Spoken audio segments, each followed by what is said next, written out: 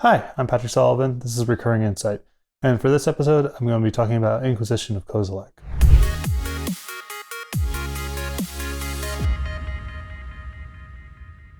Of all the Magic cards I've spent a disproportionate time thinking about, which is nearly all of them, Inquisition of Kozilek might be the most disproportionate amount of time I've spent thinking about any one Magic card. It's right on the line for me between the right way and wrong way to do destructive interaction that's cheap, narrow, and focused. And for that reason, I think it's a really fascinating case study. A challenging question that designers have to confront pretty often is, what do you want destructive interaction to look like? And what does a diverse ecosystem of destructive interaction look like? From my perspective, the best that you can really do is have a blend of expensive, relatively speaking, catch-alls, and then cheap, powerful, but precise forms of interaction.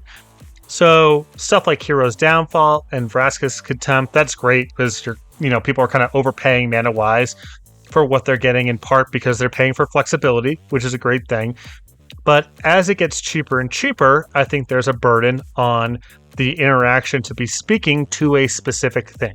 If you ask someone why they're playing Duress, they are probably going to name individual cards or strategies that they're concerned about.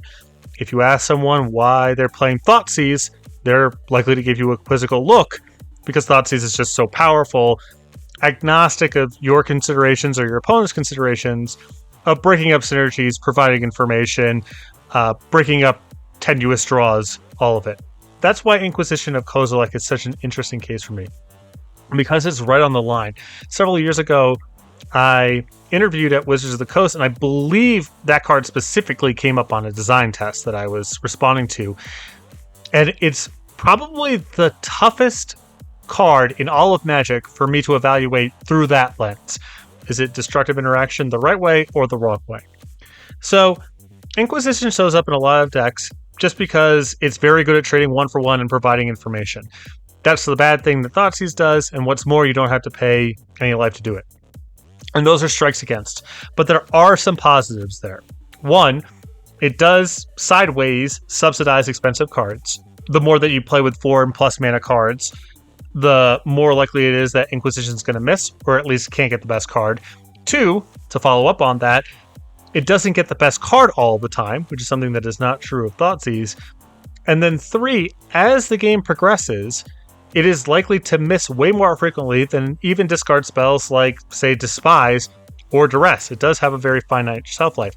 All of these things do very good work in terms of raising the opportunity cost, encouraging expensive cards, and ensuring that the best card isn't taken out of the opponent's player's hand every single time. The downside here, it is not realistic to build a deck with nothing but 4 or more mana spells, barring extraordinary circumstances or incentives.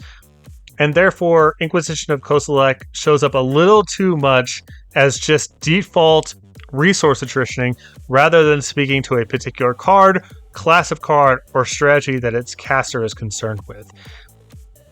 That said, it would not necessarily be the worst thing to reprint in Standard. Now, it's playing with fire, and I don't think it's the smartest thing to reprint if you were just looking to get an old card with some heat on it. But the upsides are real. They are not just theoretical. It happens in Modern all the time where you can't take someone's Cryptic Command, or you draw an Inquisition on turn 6 and there's nothing to do with it. And I think the subsidization of expensive cards is a useful thing to do. So, a card that's no slouch, don't get me wrong, tournament staple, and creates a skeleton in some formats of destructive interaction to a degree that I think is unhealthy. But there are some positives there, way more positive than Thoughtseize. And I think Inquisition of Kozilek is, from my perspective, one of the most complicated cards to evaluate through the lens of, is this positive or negative destructive interaction?